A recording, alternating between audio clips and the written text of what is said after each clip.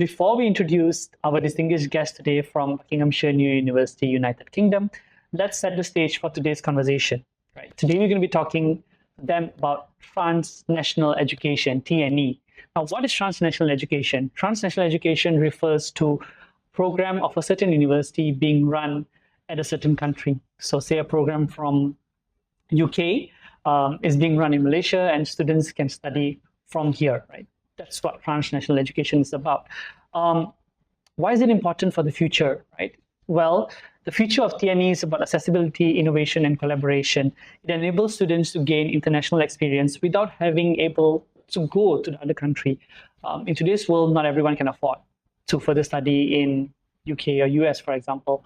So what transnational education practically means is the universities over in UK and over in US, or any other country for that matter, bring their education expertise here in Malaysia, and students are able to gain exposure from these universities, faculty members, lecturers, professors, and it will help them in their understanding of certain things, and it will help them increase their chances of employability. Now, why we chose our first guests from UK, because UK and Malaysia share a very long history in terms of education collaborations. There are many universities in UK who have opened branch campuses over here in Malaysia. Besides that, there are many different universities in Malaysia who run dual degree programs with UK universities, who run validated programs with UK universities. And so we felt that it's important to get first-hand experience and first-hand knowledge from a UK university, a well-renowned UK university, Buckinghamshire New University, United Kingdom, which is located in London. Now, let's welcome our guests from Buckinghamshire New University, Professor Sarah Williams and Dr. Ayoub. It's very nice to have both of you here. Welcome to the Leadership Lens. It's a podcast series that we run where we usually get insight and do interviews with leaders from different universities. Welcome, and more importantly, welcome to Malaysia. How has your trip been thus far? Well, firstly, thank you for having us. Thank you for having us here at Spectrum in Malaysia, but also thank you for having us on the podcast. The visit's been fantastic. We've really enjoyed it. Okay, great.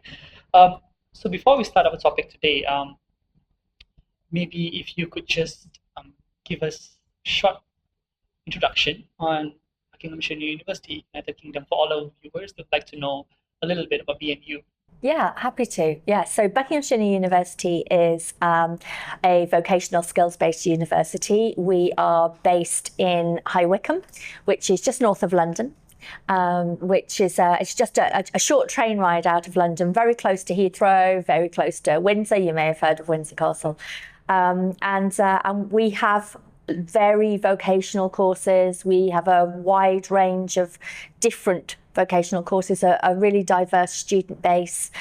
We offer courses in health professions, in creative arts, business, engineering, aviation, and a lot more that I'm sure I've just forgotten. But we are a really wide-ranging vocational university in the UK. We prioritise our students' experience and really our students' employability and skills. We want the students to have the confidence, the skills, and the ability to go into their chosen careers. So that's BNU. That's who we are. Okay, great. We're going to break today's podcast into 4 different topics, small topics. We'll start off with transnational education. Now, in your words, how do you define transnational education, and what do you feel are the importance of it? I believe transnational education is about sharing opportunities. So it's about enabling learners wherever they are in the world to access high quality education, and that education should be available across borders. There shouldn't be any barriers to students accessing education. Transnational education partnerships and relationships and collaborations enable us to do that. They help to break down those barriers. They help to make education more accessible for people. And obviously we're focusing on UK education because that's where we're based. But equally, we could be talking about, facilitating links between universities across or students across a number of different geographical regions. So for me, transnational education is all about opportunity. Yeah, I agree. Totally agree. and I see BNU putting a lot of efforts to sign different collaborations with different universities all across the globe. I think you've done that quite a bit over the past few years, haven't you? Yeah, we've certainly been working in that direction. I think transnational education is becoming more important to us as a strategy, and we certainly want to focus on that. We're very mindful at BNU that all of our impact in transnational education should be focused on the educational gain and the experience for the student, not on income. So we're very focused on impact, not income. And that's something that we're trying to bring through the partnerships that we develop, through the relationships that we develop. Right. With the rapidly growing technology that we have, do you think that this will help enhance the delivery of and more towards the running in of transnational education via distance learning as well? Do you think that has helped? Oh yeah, absolutely. And that's going back to the definition of TNE. Like for the viewers, like most people would think TNE is international education, maybe through a franchise or a validation model, but TNE goes beyond that. So it could be a branch campus, or it could also be online delivery. And that's where new technologies comes, and especially with the emergence of AI, we can have a lecture in a different country, delivering in multiple countries at multiple times, and we can have AI agents facilitating that learning, especially in the virtual learning environment. Yeah. Prof. Sarah, how do you think institutions, when they get into a transnational education agreement or any sort of collaboration, can ensure that the quality assurance is maintained across different institutions? That's often the challenge, is quality assurance. Right.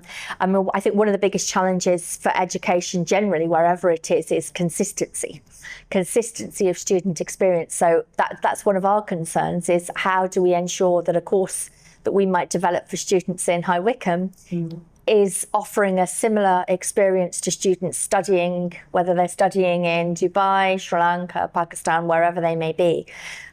So that's a challenge. How can we do it? I think it's through dialogue, it's through close working relationships, it's through synchronization of our different quality frameworks, discussion about what works, what doesn't work. One of the things that has been really positive, I think, from our discussions today has been around learning the kinds of data you collect and what you're using those data for, and how you're using that to inform improvement work throughout the course and the organisation. And that's something I think that we're very focused on as well, is not just how do we improve the quality, but how do we improve the quality?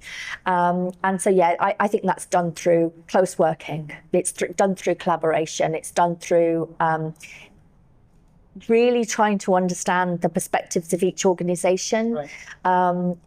So that they become collaborative and not competitive. Absolutely.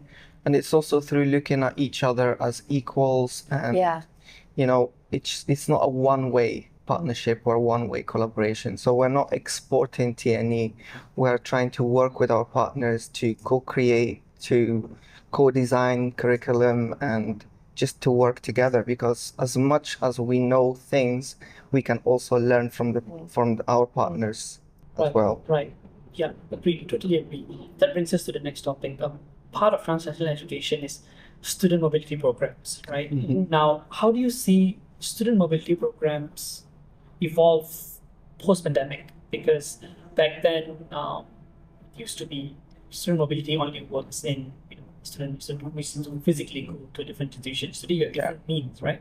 So how have you seen it change? I think digital is changing how we think about and how we conceptualize student mobility. You're right.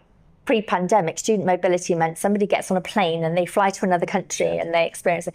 I think we can recreate much of those experiences online. Online student collaboration, I think, is going to be absolutely critical to this. How do we involve students studying in Malaysia, with students studying in the UK, with students studying in Pakistan? How do we get them working on a project together that they're all getting credit for, but actually they're learning from one another, they're developing those relationships? I think that's so much easier to do now that we've understood some of these digital tools better. I'm not saying that they didn't exist then. I think they did exist, but we perhaps didn't understand them quite so well. And the technology is evolving all the time. Yeah. Absolutely. And yesterday, when we had the guest lecture with the students, I told them that they were very, very lucky to be born in this era and to be Gen Z, for example, because information is everywhere. So me as a student, for example, I can choose a country where the living costs are cheap, but I can enroll in a UK degree, for example. So I've got this information and I can pick, let's say, to study a UK degree in Malaysia. Yes. Yeah. Get the benefits of being close to home from a neighboring country like Indonesia or like Pakistan, for example. So this is another thing that these students have that we probably did not have access to because the information was not as available as it is now. How can universities, say in Malaysia and in Pakistan, who are about to get into a transnational program with the UK university, BNE, for example, how can we universities prepare our students before they go there to become a global citizen? How do you feel? What are the things that we can do for our students to make them better prepared when they go to UK? Because sometimes going to different country, different culture, different things. So yeah, I mean, I think that's always been a bit of a challenge. It's probably less of a challenge now than it has been in the past because social media and channels like TikTok have made it much easier to access life in another country, to see how people live and the ways in which people live. And of course, students, international students, when they go to different countries, they immediately start vlogging their journey, documenting what they're doing, posting it on their TikTok. I mean, I think, that's one of the ways we can actually encourage students. So, go find those networks, go find the networks of students who are already living in the UK, who've already done this. What did they learn? What can you learn from them? Also, I think helping them to articulate some of their fears and some of their concerns, because they might not want to say, well, I'm worried about this or I'm concerned about that, but giving them a safe space to actually say, well, I'm a bit concerned that I won't know how to open a bank account, or a bit concerned that just some of the basics that might be worrying them. Let them air them, because that then gives us an opportunity to come and help you and say, right, okay, let's do some little short videos for you on here's how you do this, here's how you do it, and we can get our students to do that for them. So I think making connections before they come, I mean, that's another really simple thing to do. We can have our students lead an information session for your students before they come over. And that way, that it's student-to-student communications, where it might feel less formal than they could share. And then they're making friends. We talked earlier about WhatsApp groups. Yes. Creating WhatsApp groups of students who are already studying at that university, with students potentially going across to that university, get them to get to know one another. So there's lots of really actually quite simple things to do, but I think at the heart of it all is communication. Right. Okay. That moves us to the third topic. UK-Malaysia education collaboration. So, as you know, United Kingdom and Malaysia have been signing agreements between universities for a long time. There are multiple UK universities that have even opened their campuses over here, or Southampton, Nottingham. Many universities have actually opened it up. Open their branch campuses over here. What makes UK and Malaysia collaboration unique as compared to other countries, other international partners? That's a really interesting question. I think there's a lot, as you've alluded to, there's a lot of shared history between Malaysia and the UK. I think also, like the UK, Malaysia is a multicultural society. There are lots of different ethnicities, lots of different groups of people living here. That's very similar to the UK. I think there's a shared focus on quality of education between the UK and Malaysia. And certainly, one of the things that we've learned through the process of MQA is that actually those those structures provide consistency. They provide a lot of kind of faith in the quality of the academic provision, and they provide that assurance and that trust in the education system. And I think that trust exists between the UK and Malaysia. And how will these collaborations in the future, coming back to transnational education, help students in terms of employment? I mean, how do you feel that these collaborations, and if they get into these programs, how will they help their employment chances?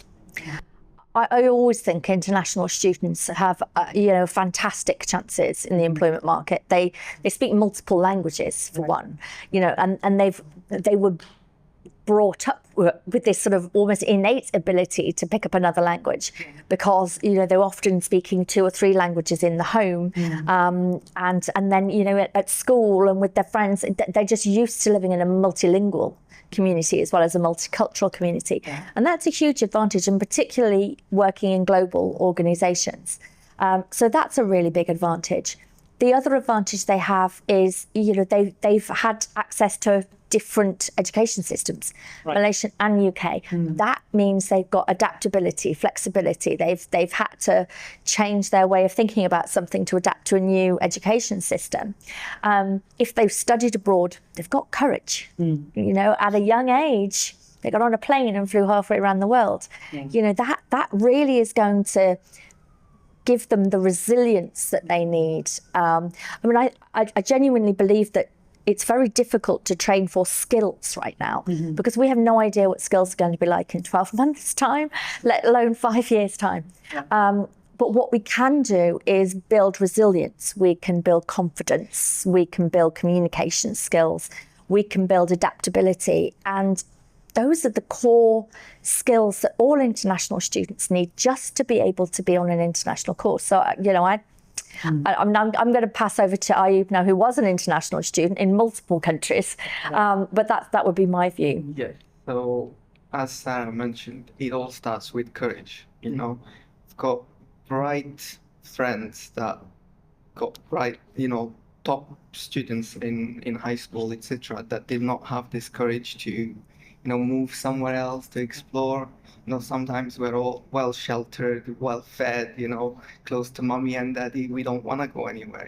We're in our comfort zone. So for you to break out of this comfort zone, go somewhere else, navigate, rent, new university, new people, a new language, for example. I was talking to the students yesterday about, okay, yes, I've studied English, but I've never practiced English before going out of Morocco.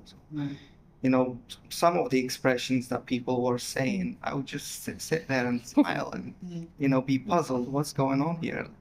So for a student at a very early age to break out of that little bubble and go and find themselves, because it's the journey towards finding yourself. Exactly. I can see opportunities just gravitating towards them.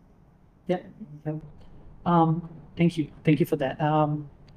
That will really help our students, and all the students who are watching, because they want to know, what it's like. What it's like. Yeah. Go for it. That's my. Coming to the final topic is your coverage of visit to Malaysia and its significance. You did give a brief introduction about BNU just now, but can you, one of you, share a little bit about BNU's vision towards transnational education, and why potential collaborations with us that we're going to be signing can help BNU as well? Yeah, I'll start and then I'll hand over to Ayoub. For us, as I said earlier, we really are interested in impact and not income. We're a university that really wants to offer opportunities to young people, don't have to be young, to change their lives and to enhance their lives through education. And for us, transnational education gives us an opportunity to take our courses, our expertise, our staff, our students even, and take that knowledge to other places. And as Ayoub said earlier, not just impose our way of thinking on them, but actually learn from that. So for us, it's about the learning for BNU. how do we make an impact in the communities, but also how do those communities make an impact on us? What can we learn? How do we bring that into our education at BNU? How do our students then benefit from that learning? Because we want it to be two-way. Yeah. Absolutely. It's a two-way collaboration, and we are always looking for partners who are ethical, share our vision, and who accept differences. So we can have, differences, in the courses, for example, or the modules, etc. But we can accept to sit on the table and co-create, and also we would like to make let's say, our assessments or our course unique to the region. So we're not just gonna share with you the courses or the modules that we use in the UK, but also ask you about the current context and your input about that as well. So these are the kind of partnerships we're looking for, whereby we can learn from each other and exchange. Right. Okay. So what's your first impression like being in Spectrum International University College? I knew that's that. Right. You're gonna end it soon. Waited. So how do you find in general? I mean, first impression, I know that the government doesn't let people, from the same family work in the same institution. But the moment we come in, we feel like all these people are like family, brothers and sisters. You're very solid family here, from the top management down to everybody else. Everybody's helpful, friendly. I've seen big smiles, which is a rare thing to see in organizations, especially in higher education nowadays. So everywhere we go, people are smiling, people are enjoying. So I'm sure they wake up with a fresh positive mind, and they're happy to come to work. So this is a huge green flag, I think. Yeah, I would say that's our first impression, really. Our first impression right from the moment we walked into the graduation ceremony on Sunday was warmth, family, care, compassion, consideration that you all have for one another. And that really shines to the extent that, we thought it was a family business. And then, oh no, we're not family. And you think, oh, but you've created a family. You might not have actual family ties, but you've created a family here. And that warmth of family, it really shines through. And that resonates with us at BNU, because I think that's one of the ways that one of the most popular things that we hear our students say is that, it's a BNU family and welcome to the BNU family. And I certainly feel like coming here to Spectrum is like coming into the Spectrum family. Right. Okay. Just the last one before we end the podcast. While we were talking about potential collaborations in validated programs and articulation agreements and other matters as well, but do you also look at faculty exchange and student exchange as an option to give opportunity to Malaysian students and some of the academic stuff over here? Yeah, and I think, we want to conceive of collaboration in its broadest possible sense. Whether that's, just two people working on a research project together, or whether it's a member of staff who comes over for a couple of weeks to shadow what we're doing, or, a group of students who come for a study school. We would love to do those kinds of opportunities. We want that exchange, a free exchange of ideas, and that free exchange of time and attention and care. Thank you so much, Professor Sarah. Thank you, Dr. Ayoub. Thank you. And that brings us to the end of our first episode at Leadership Lens. Thank you all for watching.